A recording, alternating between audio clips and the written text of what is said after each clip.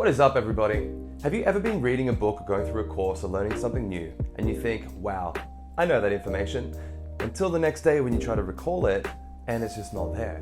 No matter how many times you repeated it yesterday, it's just disappeared for some reason.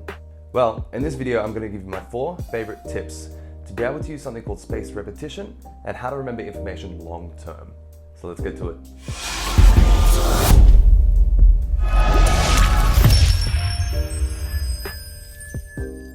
Hey everybody, my name is Josh McCartney and I'm here to shed a bit of a light on the topic of memory, how it's used, why we forget, and how we can use our memory to be able to remember information that's very important to us.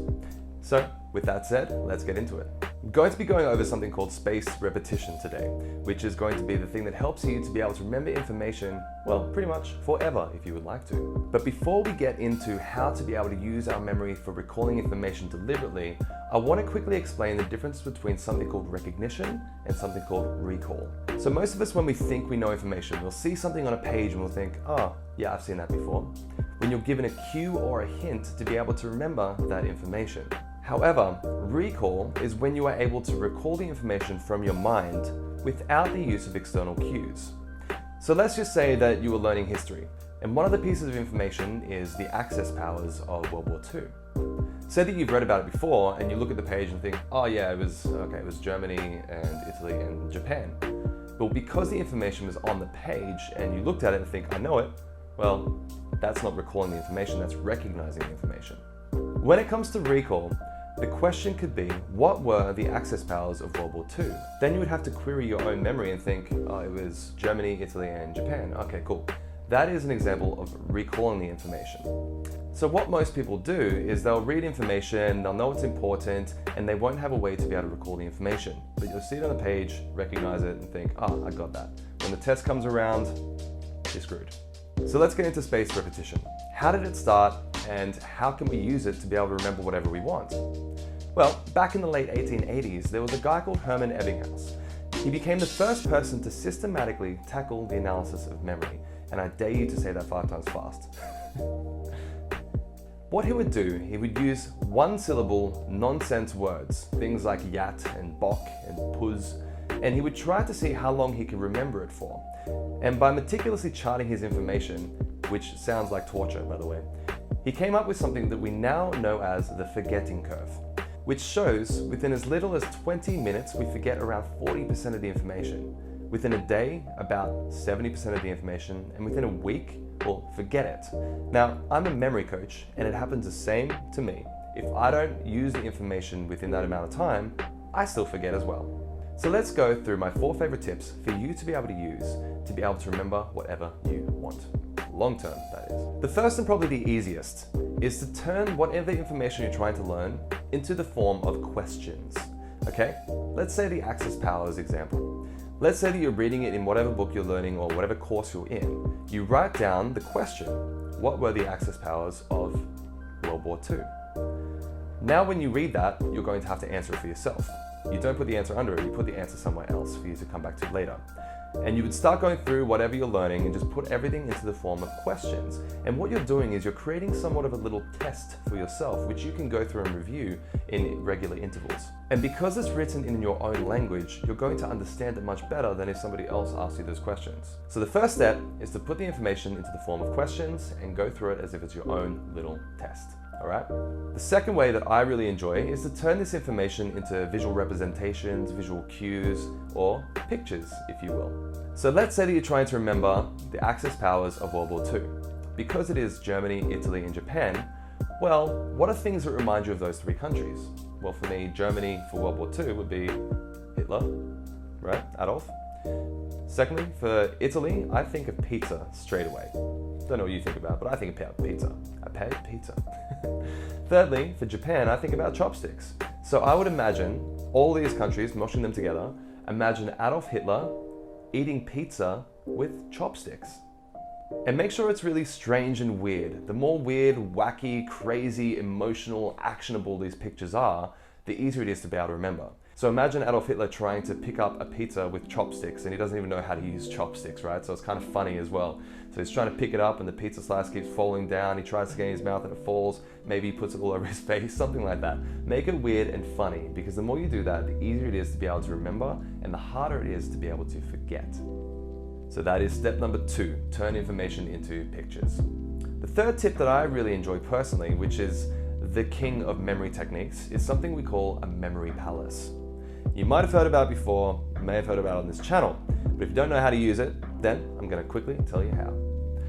I want you to go to the first room in your house and look around in a circle, pick out 5 large objects. Maybe it's going to be furniture, so it might be a couch, a television, maybe a coffee table, a mirror, a painting, a plant. Whatever those objects are, it's okay, just list them around in a circle, 1, 2, 3, 4, 5. Then you could go to the second room in your house. Again, find 5 large pieces of furniture in a circle and list those 6, 7, 8, 9, 10. So on and so forth. However many rooms you want to create, I generally recommend between 3 rooms to 5 rooms of your house, so you have 15 to 25 pieces of information you can store. Now, let's use the Adolf Hitler eating pizza with chopsticks example. Let's say that the first position on your memory palace is the couch, okay? Imagine Adolf Hitler sitting down on the couch with his chopsticks trying to eat the pizza, and it's just getting all messy. He can't pick it up because he doesn't even know how to use chopsticks, right? So imagine that happening there on the couch. And then you would go through, turn more information into pictures, put it on the next place in your memory palace, and then the next place in your memory palace, and the next place in your memory palace. And the good thing about memory palaces is, in themselves, they're kind of like mental notes. If you are walking, you can review the information in your head. If you are driving, you can review the information in your head. If you are in the shower, in the toilet, wherever you are, you can recall that information because it's there at all times for you. You don't have to look at the page and try to remember what the questions are. You already have the information stored. And as you recall it a few times, it'll just start to burn into your memory and you'll think, wow, I know that so well. So the third one is use memory palaces. Now the fourth technique is to use flashcards. We all know flashcards, we've probably seen them before, but instead of trying to write down all the information by verbatim, just write down the question and on the other side, the answer. And then what you want to do is set up some reminders to be able to remind yourself to recall that information in increasing intervals of time. Let's say that you write down the piece of information on day 1. Well, try to recall it 1 hour from day 1, and then try to remember it the next day. Then try to remember it 2 days after that, and then 4 days after that, and then 8 days after that, and then 16 days after that. 32, you get the point. What this is going to do is it's going to strengthen those connections over long term. Now, if you don't like physical flashcards, you can use maybe a software called Anki. Personally, I don't love Anki myself. I think it's a very great software, but I didn't find that I connected very well with it. But some of my students do. So Anki is a program that's set up already with spaced repetition software. So you'll create your own flashcards digitally, and then it will cue you to remember it in the right intervals of time. So it is a very good option if you're into that. So those are the main 4 tips. But remember this, memories are not created equal, okay? So not all memories are created equally. You'll notice that you remember lots of important areas of your life or events that happened. Maybe you can remember things like 9/11. Maybe you can remember your 18th birthday. Maybe you remember the first time you kissed somebody. Maybe you remember your worst nightmare. These are emotionally charged events. And when emotions are brought into the equation, it kind of forces your brain to pay attention. The more attention you place on something, the more likely you're going to remember it.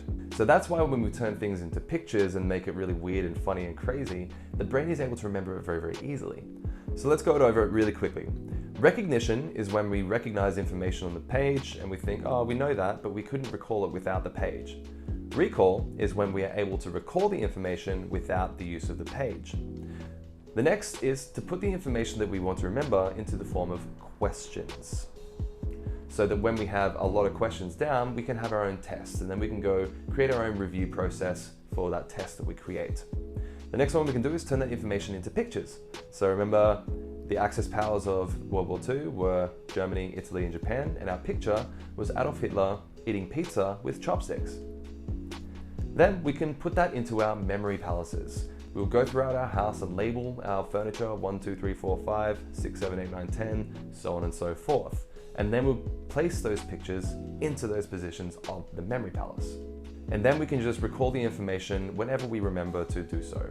Maybe when we're driving, walking, riding, on the bathroom, in the shower, it doesn't really matter, as long as you just get into the habit of recalling the information. The last one, we can use flashcards. Put in the question and the answer on the other side, set up our own timings to be able to review that information. So an hour later, a day later, 2 days, 4 days, 8 days, 16 days, so on and so forth. And if you might be thinking, Josh, that seems like a lot of work to recall that information, then remember this. It takes a lot less time to remember the information in increasing intervals than it does to try and remember it 1,000 times in a day and still forget it again. Then need to relearn that information again, try to review it 1,000 times that day, still forget it, try to relearn it again, so on and so forth, the endless cycle of forgetting. So use spaced repetition as your friend. The simplest way to put spaced repetition is recalling information in increasing intervals of time. This is going to help strengthen those connections that reinforce those memories in your brain. Because just like our muscles, if we don't go to the gym, we lose our muscles, right? Just like if we don't use our memories in our brain, we also lose those connections. So make sure to keep reinforcing those connections so it's strong information that can last as long as you want it to. So that's all I got for you today. If you like this information and it might help somebody else, please share it because it would help keep this channel alive and grow bigger. And I can't grow without the support of you guys. So thank you very much. Have an awesome day, night, morning, evening, wherever you're at, and I'll see y'all next time.